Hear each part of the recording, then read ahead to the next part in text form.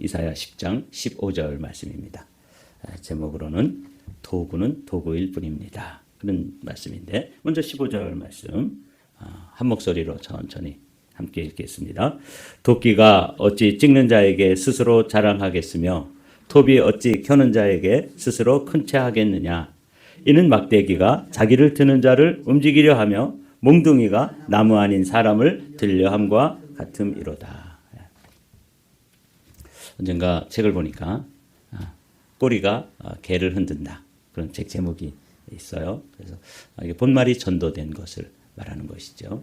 오늘 이 도끼 이야기, 톱 이야기는 당시에 아수르라고 하는 큰 강대국이 있었는데 그 강대국을 통해서 하나님께서 심판의 도구로 악한 도구로 그들을 사용하셨는데 그 사용되어진 그 나라는 그 사실을 까마득히 모르고 자기들이 뭔가 힘이 있고 또 잘난 그런 면이 있어서 우리가 이렇게 사람들 위해 군림하고 나라들을 정복하고 또 다스리고 이렇게 하는 것이다. 이런 착각을 하게 된 이야기를 이 한 절에 담아 놓았습니다. 그러니까 10장 전체가 그 아수르에 대해서 하나님께서 그 주변에 있는 그 강대국인 아수르를 통해서 북이스라엘 그리고 남유다의 그 죄 그리고 하나님을 향해서 그들이 살고 있는 삶의 모습을 깨우쳐주고 저들을 돌이키기 위해서 하나님께서 저 이방의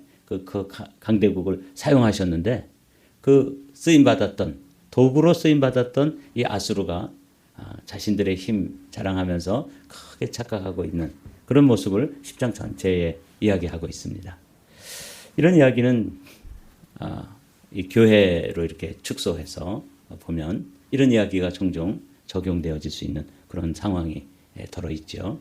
특별히 이렇게 큰 교회를 목회하시고 또 아주 명성을 날리는 그런 분들 가운데 자신이 하나님의 은혜, 하나님의 능력의 장중에 붙들려서 쓰임받는 도구라는 사실을 깜빡 잊고 자기 자신이 인생의 주어가 되어서 그렇게 자기를 드러내고 자기를 스스로 높이고 자기 자신이 무엇인가 된 듯 그런 생각을 하는 그런 오류를 범하는 이야기가 종종 우리 주변에도 있지요.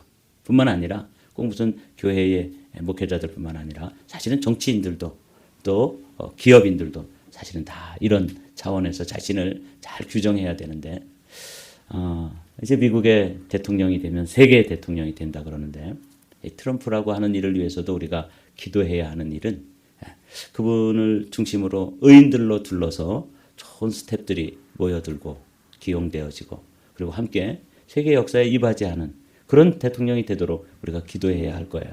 근데 이게 착각을 해가지고 마치 아수르가 이렇게 자신이 뭔가 그냥 스스로 힘이 있어서 당시에 패권국으로서 역할을 감당하는 거다. 이런 오류를 이런 생각의 오류를 범하는 것 이게 오늘 도끼 이야기고 톱 이야기입니다. 이 도끼, 톱, 막대기, 몽둥이 이건 다 그냥 쓰임받는 그런 도구일 뿐이죠. 그랬는데 도구가 스스로 자기 스스로를 높일 때 하나님이 또 그 도구도 심판하신다 하는 사실을 오늘 말씀해 주시는 거예요. 이거 이제 우리가 15절 말씀만 읽었는데 그 앞부분을 잠깐 또 읽어보면 그게 어떤 뜻인지 금방 알 수 있어요.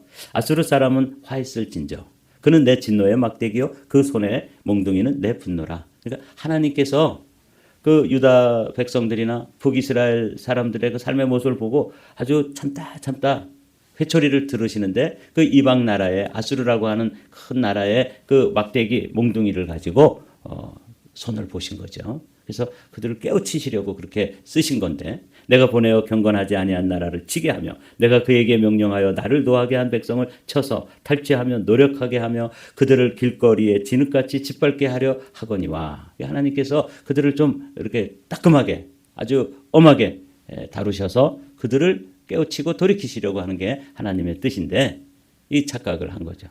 그래서 그의 뜻은 이같이 아니하며 그의 마음의 생각도 이같지 아니하고 다만 그의 마음은 허다한 나라를 파괴하며 멸절하려 하는도다. 이렇게 이제 이사야 선지자가 그 시대의 강대국인 아수르를 보니까 이렇게 깨달아진 거죠. 그들은 세상 나라를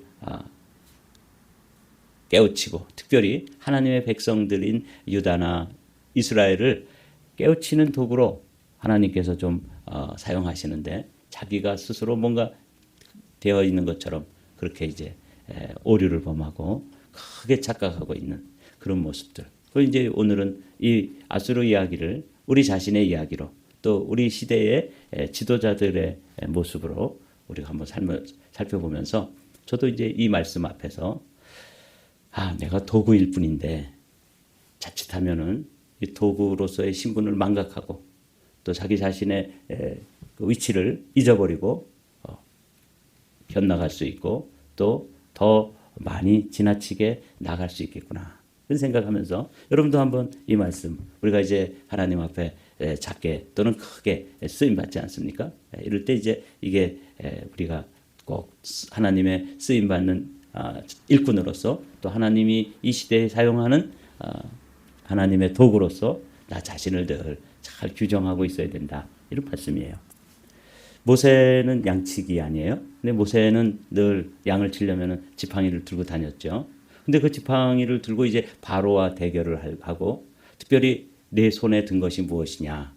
이 지팡이입니다. 근데 지팡이를 던져봐라. 그랬더니 그게 땅에다 던지니까 뭐가 됐어요? 뱀이 됐다 이거죠. 또 다시 지팡이를 잡아라. 그랬더니 지팡이가 잡힌 거예요. 요 아주 상징적이잖아요.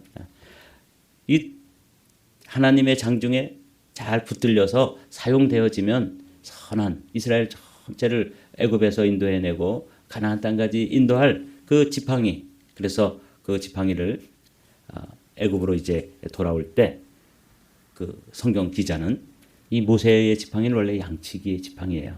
그냥 모든 대부분의 그 목자들이 들고 있던 그냥 나무 잘 다듬어서 만들어진 그런 지팡이인데 성경에서는 그것을 모세가 들고 하나님의 일을 할 때 뭐라고 불러요?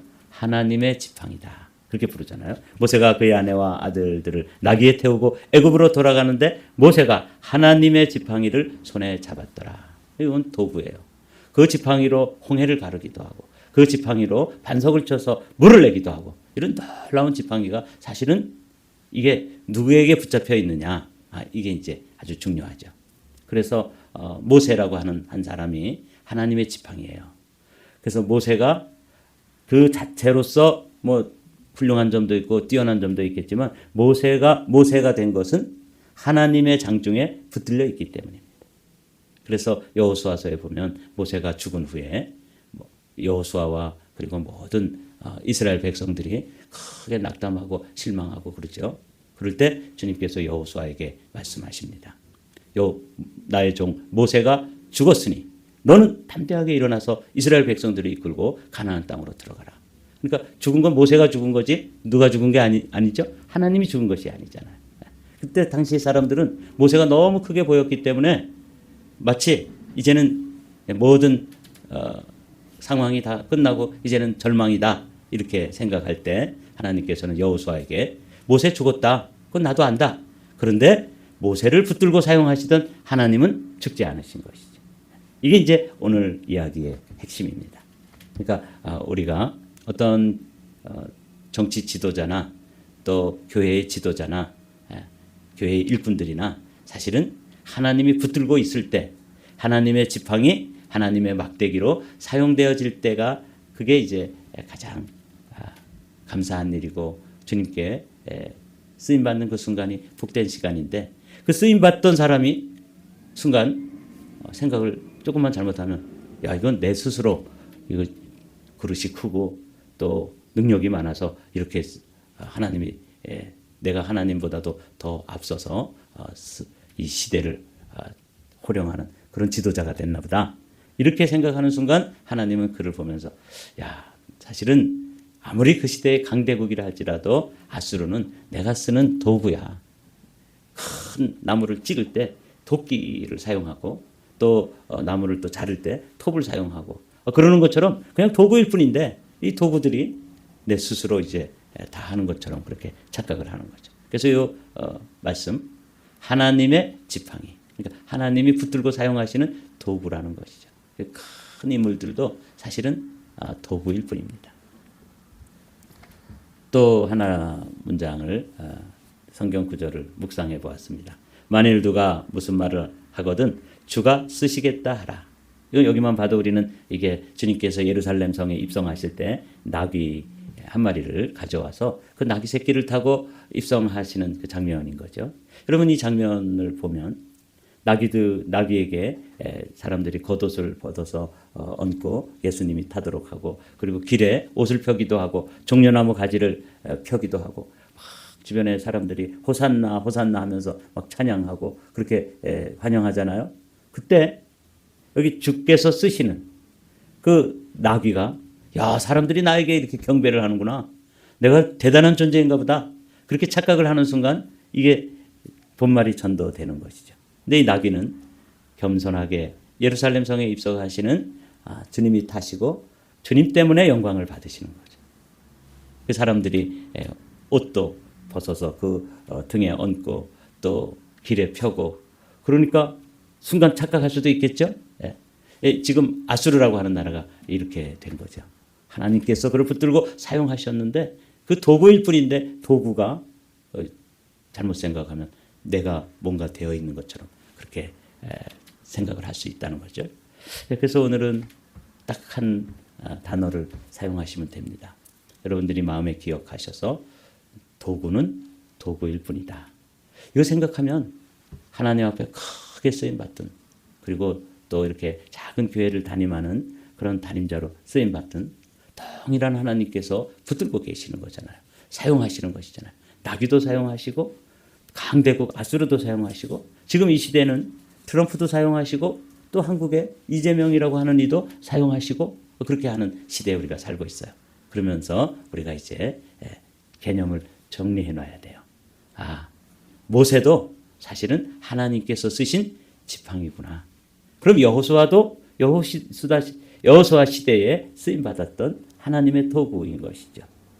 그래서 오늘 이사야 선지자는 그 아수르를 향해서 도끼가 어찌 찍는 자에게 스스로 자랑하겠으며 톱이 어찌 켜는 자에게 스스로 큰 차 하겠느냐. 그래서 그냥 이 아수르라고 하는 당시에 그 시대를 제패하고 주변에 있는 나라들을 다 다스리고 압제하던 그 강대국은 그저 비유하자면 도끼에 불과한 것이고 톱에 불과하며 몽둥이와 막대기에 불과한 것이다. 이게 자기의 자리를 신분을 착각하고 그렇게 되면 이렇게 되는 것이죠. 그러므로 주 만군의 여호와께서 살진 자를 파리하게 하시며 그의 영화 아래 불이 붙는 것 같이 맹렬히 타게 하실 것이라.